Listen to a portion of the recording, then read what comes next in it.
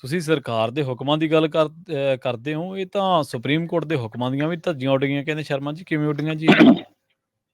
ਬਿਲਕੁਲ ਪ੍ਰਵੀਨ ਜੀ, supreme court ਦੇ ਹਵਾਲੇ ਨਾਲ ਜੇਕਰ ਗੱਲ ਕਰਨੀ ਹੋਵੇ ਤਾਂ ਸੁਪਰੀਮ ਕੋਰਟ ਨੇ ਤਾਂ ਰੋਕ ਲਾਈ ਹੋਈ ਹੈ। ਭਾਰਤ ਦੇ ਵਿੱਚ ਖਤਰਨਾਕ ਪਟਾਕੇ, ਪ੍ਰਦੂਸ਼ਣ ਫੈਲਾਉਣ ਵਾਲੇ, ਰਸਾਇਣਿਕ ਤੱਤਾਂ ਵਾਲੇ ਪਟਾਕੇ ਚੱਲਣੇ ਪੂਰੀ ਤਰ੍ਹਾਂ ਬੈਨ। ਠੀਕ ਹੈ ਜੀ। ਚੱਲਣੇ ਕਿਉਂ? ਮਾਨਯੋਗ ਸੁਪਰੀਮ ਕੋਰਟ ਨੇ ਸਪਸ਼ਟ ਲਫ਼ਜ਼ਾਂ 'ਚ ਹੁਕਮ ਜਾਰੀ ਕੀਤਾ ਸੀ ਕਿ ਗ੍ਰੀਨ ਪਟਾਕਿਆਂ ਤੋਂ ਇਲਾਵਾ ਹਰ ਤਰ੍ਹਾਂ ਦਾ ਪਟਾਕਾ, ਬੰਬ ਪਟਾਕਾ ਬਣਾਉਣਾ ਤੇ ਵੇਚਣਾ ਬੈਨ ਹੈ। ਜੀ ਜੀ। ਤਾਂ ਨਾ ਜੇ ਬਾਜ਼ਾਰ 'ਚ ਵਿਕੂਗਾ ਤੇ ਵਿਕੂਗਾ ਤਾਂ ਜੇ ਬਣੂਗਾ। ਸੋ ਜੇ ਸੁਪਰੀਮ ਕੋਰਟ ਦੇ ਹੁਕਮਾਂ ਤੋਂ ਬਾਅਦ ਬਣਨਾ ਹੀ ਰੁਕ ਗਿਆ ਹੁੰਦਾ ਤਾਂ ਕੀ ਦਿੱਲੀ ਤੇ ਕੀ ਪੰਜਾਬ ਤੇ ਕੀ ਭਾਰਤ ਦੇ ਬਾਕੀ ਸੂਬੇ ਕਿਤੇ ਹਵਾ ਦਾ ਪ੍ਰਦੂਸ਼ਣ ਵਿਗੜਦਾ, ਕਿਤੇ ਲੋਕਾਂ ਨੂੰ ਸਾਹ ਲੈਣ ਦੀ ਦਿੱਕਤ ਆਉਂਦੀ, ਕਿਤੇ ਬਿਮਾਰੀਆਂ ਲੱਗਦੀਆਂ, ਕਿਤੇ ਜ਼ਖਮੀ ਹੁੰਦੇ। ਪੰਜਾਬ 'ਚ 10 ਹਾਦਸੇ ਵਾਪਰ ਗਏ। ਅੱਛਾ। ਇਸ ਧੂਏ ਦੇ ਗਵਾਰ ਕਾਰਨ ਸੜਕਾਂ ਤੇ, ਮੈਂ ਸੜਕ ਹਾਦਸਿਆਂ ਦੀ ਗੱਲ ਕਰ ਰਿਹਾ। ਉਹ ਤੋਂ ਬਿਨਾਂ ਜਿਹੜੇ ਲੋਕ ਹਸਪਤਾਲਾਂ 'ਚ ਗਏ, ਅੱਖਾਂ ਵਾਲੇ, ਹੱਥਾਂ ਵਾਲੇ, ਕਿਸੇ ਦਾ ਜ਼ਖਮੀ ਹੋਇਆ, ਕਿਸੇ ਦੀ ਅੱਖ ਤੇ ਟਾਕਾ ਵੱਜਿਆ, ਕੁਝ ਉਹ ਵੱਖਰਾ ਹੈ। ਸੜਕ ਹਾਦਸੇ ਜਿਹ 'ਚ 2 ਤੋਂ 3 ਜਾਨਾਂ ਵੀ ਗਈਆਂ। ਸੋ ਇਹ ਅਸਰ ਸੀ ਉਸ ਧੂਏ ਦਾ, ਬੰਬ ਪਟਾਕਿਆਂ ਵਾਲੇ ਦਾ। ਪਰ ਸੁਪਰੀਮ ਕੋਰਟ ਨੇ ਅਕਤੂਬਰ 2018 ਦੇ ਵਿੱਚ ਇੱਕ ਹੁਕਮ ਜਾਰੀ ਕੀਤਾ ਕਿ ਭਾਈ ਗ੍ਰੀਨ ਪਟਾਕੇ ਤੇ ਜਮਾਂ ਘੱਟ ਪ੍ਰਦੂਸ਼ਣ ਵਾਲੇ ਜਿਹੜੇ ਉਸ ਪੈਮਾਨੇ ਵਾਲੇ ਹੋਣ, ਉਹਨਾਂ ਤੋਂ ਇਲਾਵਾ ਬਾਕੀ ਸਾਰੇ ਤਰ੍ਹਾਂ ਦੇ ਪਟਾਕੇ ਬਣਾਉਣ ਤੇ ਵੇਚਣ ਤੇ ਬੈਨ ਲਾਇਆ ਜਾਂਦਾ ਹੈ।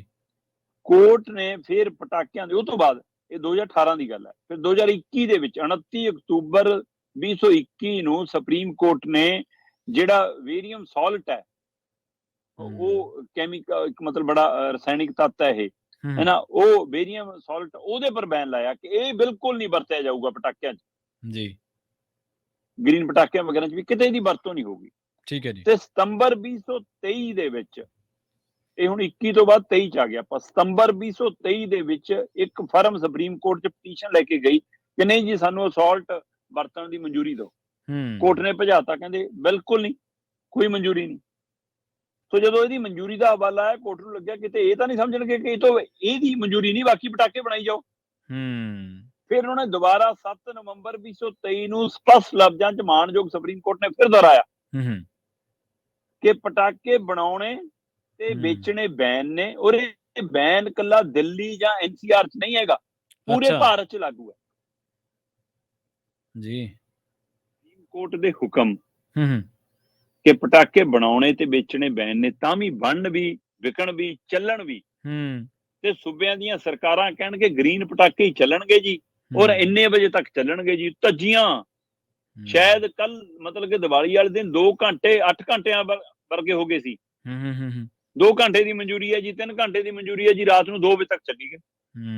ਆਪਣੇ ਤਾਂ ਪਿੰਡਾਂ 'ਚ ਐ ਹੁੰਦਾ ਨਾ, ਫਿਰ ਅਗਲਾ ਕਹਿੰਦਾ ਨਾ, ਜਦੋਂ ਗਵਾਂਢੀਆਂ ਦੇ ਮੁੱਕ ਕੇ ਫਿਰ ਸ਼ੁਰੂ ਕਰਾਂਗੇ ਅਸੀਂ ਤਾਂ, ਹੈ ਨਾ, ਜਦੋਂ ਇਹ ਸਾਰੇ ਸੌਂ ਗਏ ਫਿਰ ਠਾਲਾਂਗੇ ਇਹਨਾਂ ਨੂੰ ਆਪਣੇ ਪਟਾਕੇ ਚਲਾ ਕੇ। ਸੋ ਬਿਲਕੁਲ ਜੀ, ਸੁਪਰੀਮ ਕੋਰਟ ਦੇ ਹੁਕਮਾਂ ਦੀਆਂ ਸ਼ਰੇਆਮ ਧੱਜੀਆਂ ਉੱਡੀਆਂ। ਪ੍ਰਵੀਨ ਜੀ, ਕਿਸੇ ਸਮੇਂ ਅਦਾਲਤ ਨੇ ਲਿਫਾਫੇ ਬੈਨ ਕੀਤੇ। ਹਾਂਜੀ।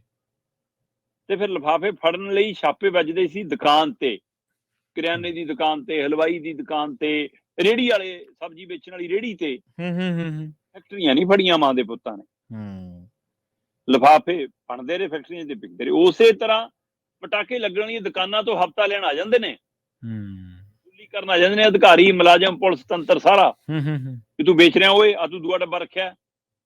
ਤੇ ਜਦੋਂ ਕੋਰਟ ਨੇ ਕਿਹਾ ਕਿ ਬਣਾਉਣੇ ਬੰਦ ਕਰੋ, ਫੈਕਟਰੀਆਂ ਕਿਉਂ ਨਹੀਂ ਬੰਦ ਹੋਈਆਂ? ਜੀ।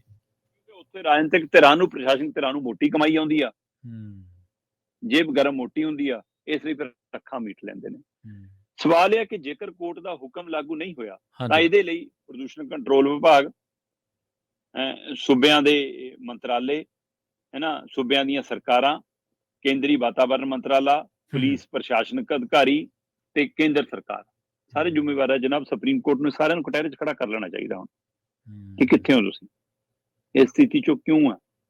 ਸੋ ਪੰਜਾਬ ਦੇ ਅੰਦਰ ਵੀ ਉਸੇ ਤਰ੍ਹਾਂ ਦੀ ਸਥਿਤੀ ਹੈ। ਬੇਸ਼ੱਕ ਸੱਚਖੰਡ ਸ੍ਰੀ ਦਰਬਾਰ ਸਾਹਿਬ ਵਿਖੇ 1 ਲੱਖ ਦੇਸੀ ਘਿਓ ਦੀਵੇ ਬਾਲਣ ਦਾ ਟੀਚਾ ਰੱਖਿਆ ਗਿਆ ਸੀ, ਜਿਹੜਾ 1.5 ਲੱਖ ਤੋਂ ਪਾਰ ਗਿਆ। ਠੀਕ ਹੈ ਜੀ।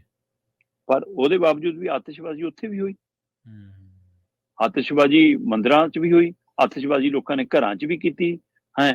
ਅਸੀਂ ਨਹੀਂ ਟਲਦੇ, ਪਟਾਕੇ ਤਾਂ ਅਸੀਂ ਚਲਾਵਾਂਗੇ, ਉਹ ਤੋਂ ਬਿਨਾਂ ਤਾਂ ਸਾਡਾ ਤਿਉਹਾਰ ਪੂਰਾ ਨਹੀਂ ਹੁੰਦਾ। ਹੂੰ। ਸਾਡਾ ਤਿਉਹਾਰ ਜੁੜਿਆ ਹੀ ਪਟਾਕਿਆਂ ਨਾਲ। ਸੋ ਇਸ ਲਈ ਕੋਰਟ ਦੀਆਂ ਧੱਜੀਆਂ ਲੋਕਾਂ ਨੇ ਵੀ, ਸਰਕਾਰਾਂ ਨੇ ਵੀ ਔਰ ਕੇਂਦਰ ਸਰਕਾਰ ਨੇ ਵੀ ਸ਼ਰੇਆਮ ਉਡਾਈਆਂ। ਮਾਣਯੋਗ ਅਦਾਲਤ ਨੂੰ ਪਹਿਲਾਂ ਸਰਕਾਰਾਂ, ਪਹਿਲਾਂ ਪ੍ਰਸ਼ਾਸਨਿਕ ਧਿਰਾਂ, ਫਿਰ ਫੈਕਟਰੀਆਂ ਵਾਲੇ ਤਲਬ ਕਰ ਲੈਣੇ ਚਾਹੀਦੇ ਨੇ ਤੇ ਇਹਨਾਂ ਨੂੰ ਕਹਿਣਾ ਚਾਹੀਦਾ ਕਿ ਭਾਈ ਜਿਹੜਾ ਨਕਲੀ ਮੀਂਹ ਪਾਉਣਾ ਨਾ, ਉਹ ਕਾਨਪੁਰ ਵਾਲੇ ਨਹੀਂ, ਤੁਸੀਂ ਪਾਓਗੇ। ਛਿੜਕੋ ਪਾਈਪਾਂ ਲੈ ਕੇ, ਕਰੋ ਪਾਣੀ ਦਾ ਛਿੜਕਾ। ਇਹਨਾਂ ਨੂੰ ਸਜ਼ਾਵਾਂ ਇਹੋ ਜਿਹੀਆਂ ਦੇਣੀ ਚਾਹੀਦੀਆਂ ਨੇ, ਸੜਕਾਂ ਤੇ ਫਿਰੋ ਸੋ ਪਤਾ ਲੱਗੇ। ਉਹਨਾਂ ਨੂੰ ਕਹੇ ਮਾਸਕ ਨਹੀਂ ਲਾਉਣਾ, ਨਾਲੇ ਪਤਾ ਲੱਗੇ ਹੈ ਜਨ। ਸੋ ਇਸ ਲਈ ਆਮ ਲੋਕਾਂ ਨੂੰ ਖਤਰੇ 'ਚ ਪਾਉਣ ਦੇ ਲਈ ਇਹ ਸਰਕਾਰਾਂ ਜ਼ਿੰਮੇਵਾਰ ਨੇ। ਜੇ ਪ੍ਰੋਡਕਟ ਬਾਜ਼ਾਰ 'ਚ ਨਹੀਂ ਹੋਣਗੇ ਤਾਂ ਚੱਲਣਗੇ ਹੀ ਨਹੀਂ।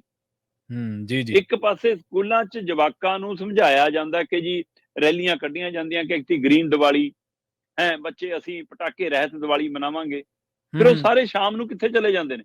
ਮਤਲਬ ਇਹਦਾ ਮਤਲਬ ਮਾਸਟਰ ਗੁੜ ਖਾਣਾ ਛੱਡਣ ਤਾਂ ਨਿਆਣੇ ਤੇ ਅਸਰ ਹੋਵੇ। ਜੀ ਜੀ। ਸੋ ਉਹਨਾਂ ਦੀ ਕਈਆਂ ਗੱਲਾਂ ਦਾ ਅਸਰ ਕਿਉਂ ਨਹੀਂ? ਸੋ ਸਰਕਾਰਾਂ ਦੀਆਂ ਕਈਆਂ ਗੱਲਾਂ ਦਾ, ਅਦਾਲਤਾਂ ਦੀ ਕਈਆਂ ਗੱਲਾਂ ਦਾ ਅਸਰ ਕਿਉਂ ਨਹੀਂ? ਇਹਦੇ ਬਾਰੇ ਸੋਚਣ ਦੀ ਲੋੜ ਹੈ।